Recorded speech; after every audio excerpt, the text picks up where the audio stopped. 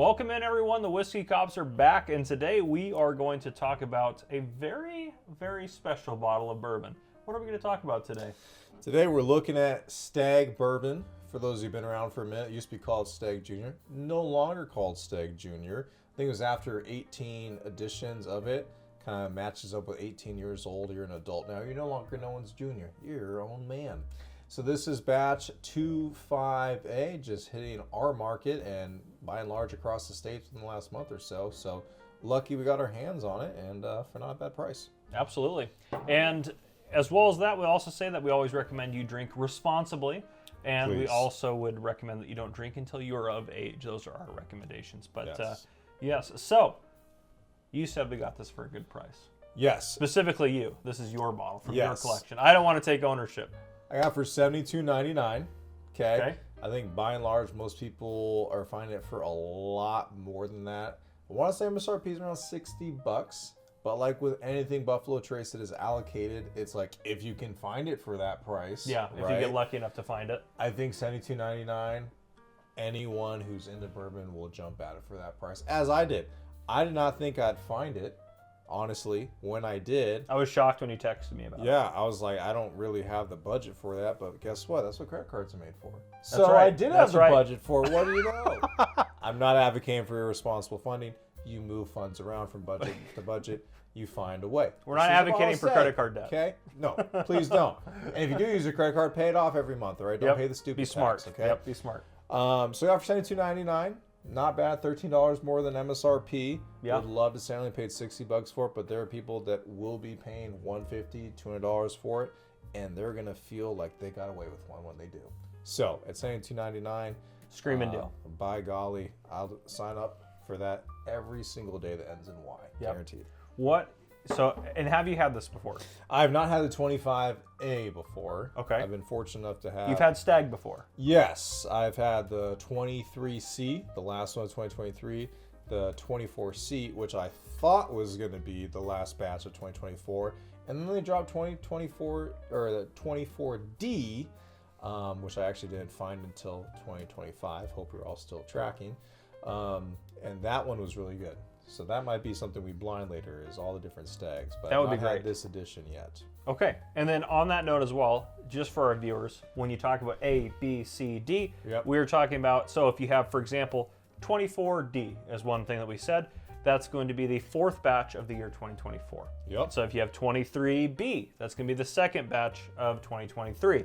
And there's a lot of ones that do that, like Booker's is very... I mean, if I grab a bottle of Booker's here, Booker's is something similar. This is 2023-02, which is their second batch for 2023. So they'll either use letters or they'll use numbers. But yes, that's what A, B, and C, and D mean, just for the education purpose, because we are here to teach you about bourbon. So, yes. And yes, it is 25A in the month of November. That is not a typo. That is correct. Okay, perfect. Just when it came to our market. Go figure. Awesome. All right. What kind of flavor notes would you expect to find in this thing? So Stagg has kind of been all over the place for me lately. I remember the first bottle I got, 23C, it really threw me for a loop because it did not match up with what I'd heard. It was very much like sweet corn, or like Mexican corn, like a Mexican cup of corn that you find in a street vendor. Okay. It was very odd, sweet cream of corn type flavors. 23C just kind of struck me as a traditional bourbon, the cinnamon, vanilla, brown sugar type stuff. 24D was very much more like the cherry, cola-like flavors, which for those of us who've been chasing Stagg for a while, that's what we expect. We expect cherry. We expect a cola-like flavor, like a Coca-Cola type flavor, some effervescence to it. Not that you should mix it. Not that you should mix it. Never mix it. Please don't. Please don't. But with this, I'm not sure if it's on profile for Stagg. The cherry, the cola, the oak should be there. But, you know, Stagg has kind of been bouncing every which way. So I'm excited to find out what we actually get. Okay. Well, should we crack this baby open? Absolutely. A little corky pop. Woo. Beautiful. That's nice. That's beautiful. That was a beautiful sound. You did that very well. Yes. All right. So here we go. This is Buffalo Trace, of course. This is their mash bill number 1, which is the same mash bill as things like Eagle Rare, Colonel E.H. Taylor, It is the sweeter, lowest rye mash bill. So if you're like, man, rye's not really my thing. I like not my them a little thing. sweeter. This should be up your alleyway. It is. We didn't say the proof on it. It's a high proof. 126.5 proof. 126.5. To translate, for those of you that are used to percentages, proof, divide it by 2, you get your percentage. So 120 proof is a 60% bourbon. This one, I'm going to just let them do the math for me. Please do. 63.25%. So quite high. Quite high. I'm trying to think, the highest one in my collection might be like a 65%. Maybe a little higher. That's a good proof on it. Yeah. On anything, 65. Yeah. Anything over 130, you're pushing. Yeah. You're really getting up there, and it's really up to the distiller to make that palatable. Yeah, they have to. If you find something that's high, that is that high, and it tastes very smooth, that distiller, please tell us. Let me know down in the comments. Yes. We want to know for sure. So, I kind of brought up the idea that, man, I'm not sure what to expect. Stagg's kind of been all over the place. I'll tell you my first note on the nose. Orange liqueur, like a Grand Marnier. Yep. Orange liqueur. Yeah, I don't get like a strong cherry. I don't either. There's definitely an orangeness to that. I mean, it even... It's not... So these are not watered down. These are barrel proof. Yeah, it's not as dark as I would expect a barrel proof to be. I agree with that. And if you're, for the viewers, so you guys can see kind of what that's looking like.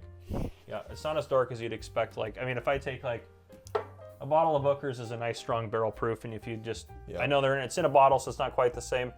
The barrel proof for Booker's is gonna be a little bit darker than that. And, you know, I like to be an open book. And I'm not going to sit here and act like what just happened. I just definitely threw that into my nostrils. Did you? Bourbon went into my nose. Good. Yeah. It's a first tasting. We don't recommend tasting it through your nose, but your nose is an important part of your bourbon journey. Do not act like you've never done that. You have done that. You've 100% done that. I've done it. It happens to everyone, okay? I'm human. You're human. No, they're perfect. That's why they're watching us. That's true. You should feel much better about yourself after this video. Yeah. You should feel pretty good about yourself after any of our videos, to be fair. You know, I will say, though, it does strike me, just in comparison to the additions I've had lately, it does strike me as having more of an aged-like smell to it. You know, and interesting, right? It's November. Yep. It is the first edition of the year that's hitting markets, and Buffalo Trace had themselves a huge flood at their distillery in Kentucky. They did. They halted production for a while. Yep. So did something maybe age an additional 6 months than it might have otherwise have done? It's possible. I don't know. I'm just throwing out ideas because it definitely has a little bit more of an aged smell to it in a positive way than I've just seen from other stags. There's plenty of examples of alcohol being accidentally aged too long and it being a good mistake. Hey. I mean, that's how aged rum was discovered. Well, there you go. It was an accident. They forgot they had rum in barrels, and then they aged it for a bunch of years on accident. Yep. Came back and like, well, let's try it to see if it's still good, and it was very good. Well, thank goodness for that. Yeah. Now, I'm sure Buffalo Trace would rather not have the flood. Sure. You know. Sure. They weren't like, wow, this is a good thing. But Stag batches, to some, not to me, have been lagging behind in the quality standpoint for some who've gone a long way back to the 2010s with Stag. I don't feel that way. I'm not a recent Stag edition hater. But, hey, I think it's reasonable to think that this may have been aged a little longer than they might have expected. Yep. And I think you're seeing the fruits of it on the nose. Yeah. Well, should we try it with our mouths? I'm there. Instead of our noses? I'm ready for that. Oh, my nose has gotten plenty of this. It's gotten plenty of it, all right. Let's go to the mouth.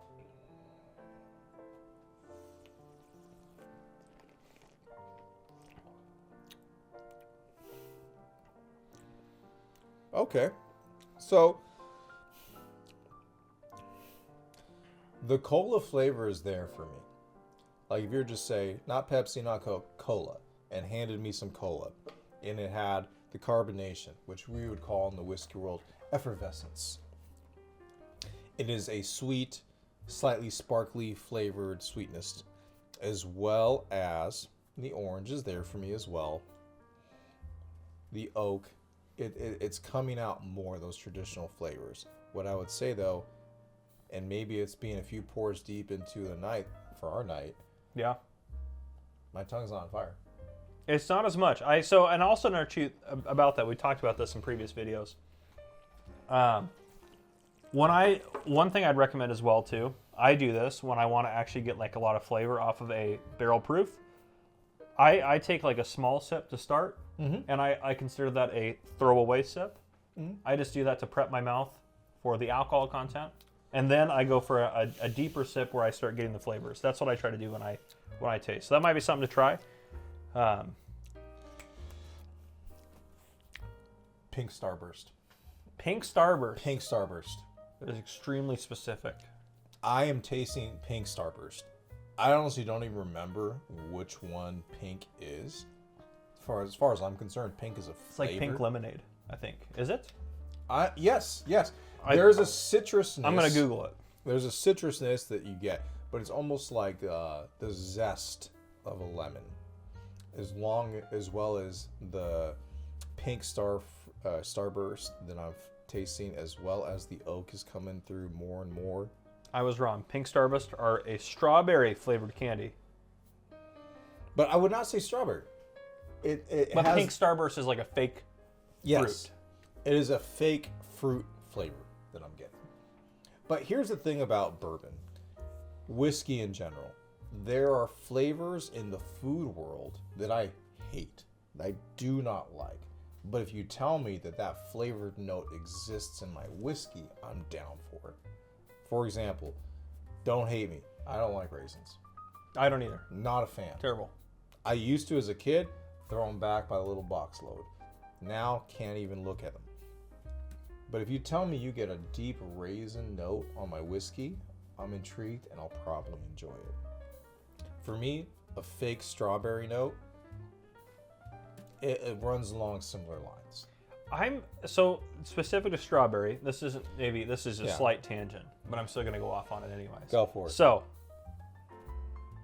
I like a strawberry milkshake, a good strawberry milkshake, but I don't want real fruit in there. I want it to be a fake strawberry flavor. But if you put real fruit in it, it ruins it for me. I don't like to eat just strawberries, but I like strawberry flavor. There's a lot of fruit flavors I like, but I don't like to eat the fruit themselves. And that kind of reminds me of what you're kind of describing with bourbon. Yes. You don't want to eat raisins, but if you have a raisin flavor in a bourbon, you're not worried about it. Yeah. I think it's a darker flavor. Yeah. It's a richer flavor, deeper flavor. Now, when you're eating that, if you don't like that flavor, it just intensifies something you don't like. Yep. And also, too, with bourbon, what's nice about the flavors, too, is there's a lot of things that I don't want to eat because it's a texture issue. Oh, that's a good point. It's not a taste issue as much as a texture issue. But Great bourbon, point. the texture is going to be the same. Yep. You're getting all these flavors with the same texture you're going to get for every bourbon, which is just going to be bourbon. Yeah. And I'll say on the finish stays sweet. It does, yeah. It stays sweet. And I've been on record. I don't mind an earthy finish to an otherwise sweet bourbon because I feel like it kind of keeps it in check. This is a bourbon that stays sweet throughout. There's no earthy. There's not any overpowering. I don't even taste a wood flavor, really. No. So I get oak sweetness, which we're not reviewing that here today. Jack Daniel's 14-year, incredible bourbon, potential bourbon of the year for 2025. It had an oak sweetness that was to die for. This is probably about 5 years younger than that. And yet still, the oak that I am picking out is a sweeter oak. It's not a bitter oak. Yeah, there's no harsh flavors in this. No. There's nothing harsh. It's 126 proof. It's crazy. Which there should be some harshness. Yeah. You would normally have like even if they did a really good job with it, you could have something of that proof that started off really sweet, had a lot of good flavor notes, and then ended with a little bit of harshness. And that would be, honestly, that would be satisfactory, but you really don't get that with this. And I did this is my third sip. I finally did get that cherry to come out a little bit that is known in Staggs. And it mixed so well with the cola, it reminded me of a nice, crisp, cold cherry cola. Like a cherry Coke. I got that.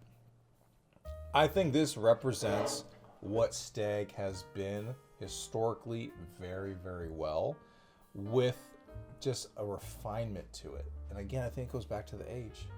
I don't want to harp too much on maybe it was a flood holding back delivering production. Maybe it was, maybe it wasn't. What I will say is it is a refined Stagg compared to recent releases. The other Staggs, they come out swinging at you. This one says, hi, I'm here. I'm full flavored. You're going to like me. There is no part of me that's going to put you off. And I'd be like, you're correct. Yep. You are correct. If you had given me this like blind and you had said, hey, what proof do you think this is? I honestly would have put it around 100 proof. Yes. If I would have guessed it. I'd go a little higher. Maybe I was between 100 and 110. Yes. But I think 100 proof for me. I'd say like anywhere between 107 to 113 would be my guess. In terms of how it drinks, strictly from the proof point. Yeah. Let's put tasty notes aside. Take the flavor out of it. It tastes like a Maker's Mark cast strength type product. Whether it be the cast strength, the 46 cast strength, or one of their barrel picks, or the Keeper's release. It drinks at that proof point, which I would have guessed somewhere between 107 and 103. Call it 110. So, not quite down to the 100 proof, but considerably lower than what it really is. Yeah. I would say, too, it's the same mash bill, so this is not going to be the most insightful, oh my gosh, I've never thought about that. It tastes like Eagle Rare, just unleashed. Unleashed. No water added in all its glory. That's a good way to put it. Spread my wings and let me fly, Eagle Rare. That's what this tastes like. So if you like this and you're okay with proof, honestly, even if you're not okay with proof, it doesn't taste very proofy. It doesn't. This is granted $30 more. It's if I say this as I'm a big advocate of Eagle Rare. Yeah. I own a lot of bottles of it. I own a lot of Eagle Rare. Because every time I see it, I get scared I'm not going to find it again because there has been times where it's been hard to find. Sure. And it's still it's not like readily available. Yeah. And most of the bottles I paid pretty well over MSRP for. Mm-hmm. As a big advocate for it. I think I can agree that I'm an advocate of Eagle Rare. For a while, Eagle Rare was one of my favorite in general bourbons. Yes. That wasn't like a high price point, obviously. If I had this on the shelf and this on the shelf and I could only pick one, I would grab the Stagg. Would you pay? So I paid a little more than MSRP for this, $72.99. Okay, $72.99. There's a gas station in our area that has this for $44.99, $5 more than MSRP. Which would you pick up? I'd pick the Stagg up, for sure. Okay. I think if I saw the Stagg on the shelf, honestly, I really like it. I like it a lot more than I actually like it a lot more than I thought I'd like it. And for me personally, just to be totally honest, this is my first Stagg that I've had. Okay. So this is me trying Stagg for the first time here. Okay. So your history of Stagg is helpful for the viewers and helpful for me, but I have no context to draw from. Okay. Having said that, I would pay. I mean, I think I would be willing to pay over 100. Okay. For that bottle if I saw it again. I'm gonna go higher. I said over 100. Over 100. Okay. I know you would go higher. Okay. I think that I'm gonna before because I don't want you to. Yeah. I don't want anyone to think that you led me on this journey. No. I'm gonna say that I would pay up to $150 before tax. I would even pay. I would say $140 with a bad tax rate. $140 plus a bad tax rate. You might go higher than me. I think you are. That's how I feel about it. What would be the most out the door you'd pay for that bottle? If you didn't have one now, because you have one now, so I know that also sways you. But knowing what you know now, what would you pay the most you would pay out the door? Stagg is always very good. This is special whiskey. Yeah. There's a difference. This is special whiskey. Special Stagg. 25A, you were worth the wait. With a out the door, money out my pocket. I dropped 2 bills, 200. I figure you would go. I thought you would actually go a little higher than that even. No, because I've been able to find them. Okay. When I found this one, and I'm kind of kicking myself for it, there was 2 on the shelf. There was no limit. But I have a very strict rule that unless I've opened a bottle, tried it, and determined it's a top 10 bottle of the year for me, I'm like, hey, catch and release.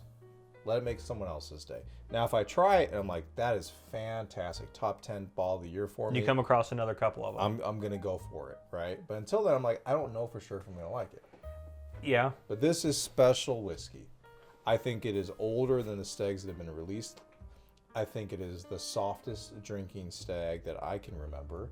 And I bet you in 6 years' time, whatever this is, they've held some barrels back of this to become George T. Stagg of Buffalo Trace Antiques Collection. This same whiskey is going to be released 6 years from now as George T. Stagg. Mark my words. Yep. Mark my words. It's that good. I would agree with that. I think you're right. Yeah. And I mean, the other thing too with that, it's batched whiskey is hard. Yes. And it's hard in the way that if I grab a bottle of Booker's here, which this is my first bottle of Booker's that I've gotten. So good. Really enjoy it. Yeah. I will never find that batch again. Yeah. I might find batches that taste similar and taste as good as this, but if this is your end-all be-all batch, I mean, you kind of are forced in a position you got to pay a little bit more to get it. Mm-hmm. You know? And at some point, we'll do a video where we each take from our collection what our favorite bourbon is, and we lay it on the table. That's gonna be great. That's gonna be good. I already know exactly what mine is, and you probably have an idea. You might be between a couple, but for me, I know exactly the bottle, and the bottle has barely any left in it because I'm trying to ration it. But we'll do a video on it. Yeah. I would say if you're someone that, if you are someone like me, like we don't have endless budget, right? Correct. We don't. If you're someone who has a budget for bourbon of $100 a month, let's say, and that's high for some people. That's high. That's yeah. The first 2-3 years of my bourbon journey, I budgeted like $45, $40 to $50, call it $45 on average a month. I've since found ways to expand that. Yeah. And make a little more money than I used to, right? I would say it is worth not buying any bourbon 1 month and rolling that month's budget over to the next month to buy this on secondary. And I hate buying things on secondary. Yeah. I don't think I've ever bought anything on secondary. I never have. This would cause me to break that rule. Wow. Yeah, I would pay up to $200 out the door. You guys may not know how significant that is, but I know him, and that's significant for him to break that rule. I don't buy secondary. I would buy secondary. You've turned down a lot of good bourbon on secondary market. I sure have, because you were like, no, I'm not going to do it. You guys are charging too much.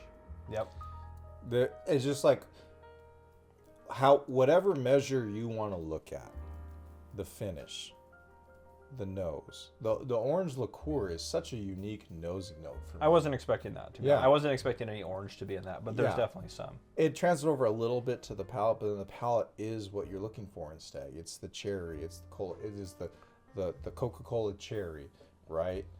It is all the things that you want. There's a sweet oak presence to it that isn't overpowering. So if you're like, I don't like oak, I'm scared off by high age statements. Yep. This is your friend. This is good. The pink Starburst flavor. Like if pink Starburst isn't your favorite Starburst, that's okay, so long as the red one is, right? Yeah. If it's not red or pink, I don't know what's wrong with you. I really, really don't. Please don't like or subscribe. But if pink Starburst is a tasty note in my whiskey, give that to me every single day. And give it to me for breakfast, give it to me for lunch, give it to me for dinner. I'll take it whenever you can give it to me. Hook me up an IV of it. It's that good. A pink Starburst. A pink Starburst. I can't think of another bourbon that I've had that flavor note on. Yeah, that's a very unique flavor. I mean, if you're someone who gets scared away by a high proof, don't let that one scare you away. That one's a good one.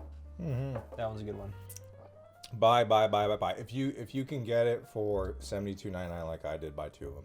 Don't buy 3. Absolutely. Yeah. If you see that, if you see 2 on the shelf, $72.99, buy 2 of them. Absolutely. I mean, worst case scenario, even if that's way above your budget, you can sell one of those bottles and probably recoup most of the costs of both if you sold it at secondary. You probably could. I'm going to drop the properly. You will. You will, yeah. You will. You will. Yes, you will. If you see it, yeah. Yes, and honestly, there's not a ton of reviews at this moment in time when we're recording early November on this. But as more and more people review it, that secondary price is gonna creep up, and I hate that, honestly. I'm not that part advocating by it. I'd prefer you just spend time bourbon hunting and find it for a good price, make relationships, find watering holes that you can go to for good whiskey at good prices. I'm just saying that if you can't find it and you're like, darn it, I haven't had a good bottle of Stagg for a while, this is one to open the wallet for a little bit. That makes sense, yeah. And we aren't people that, when we go buy bourbon, we don't buy it with the hopes that we can flip that bourbon and sell it for more. We keep it, and we have, you can see this behind me is just part of a very small part of my collection. Yeah. And you have a large collection as well. Like we collect it. You've been collecting for 5 years. I've been collecting for about 3. We invest the money in it. We do it for us. We're not doing it so we can try to turn a profit. And we want to share that passion that we have for it with you guys. Yep. But yeah. Well, anything else on Stagg? I think get it. I think if they don't get it now, they're missing it. Yeah. They're missing it. If I haven't sold it on you yet, just move on. Yeah. Yeah. If you haven't decided that you should get a bottle of this if you find it, then you're kind of crazy, to be honest. But one closing note I would say is, for so many of you, it's not going to be a matter of finding it for MSRP. It's going to be like you walk into that whiskey museum. It's incredibly overpriced. Yeah. Where am I willing to go for it? Yep. Right. As someone who has some context for it and someone who doesn't, we're both telling you that $150 to $200 range, if you can swing it, this would be the bottle to swing for. Because guess what? There are Stagg batches that aren't half this good. They're going to be priced in that same range. Yep. So that's the insight. This batch, 25 A's in Adam, is the batch. If you're going to not find it for MSRP, knock on wood, thankfully we did. It would be the one to splurge a little bit on. Yep. That's what I got. Absolutely worth it. Absolutely worth it. Yeah, that was a fantastic bourbon to drink. Absolutely fantastic. I mean, I had barely any left, and I'm savoring it. It's very good. But yeah. Well, yeah. That's what we got for you guys. If you guys enjoyed, please drop a like down below. If you haven't already, hit that subscribe button up on the screen to join the Whiskey Cop channel. And we will be back hopefully next week with some more information for you and some more reviews. So yeah, stay tuned for that. Thanks you guys for coming. Let us know if you guys find it and how much you paid for it down below, and let us know what you think of it, what notes you got, and if you liked it. But we'll see you guys in the next video.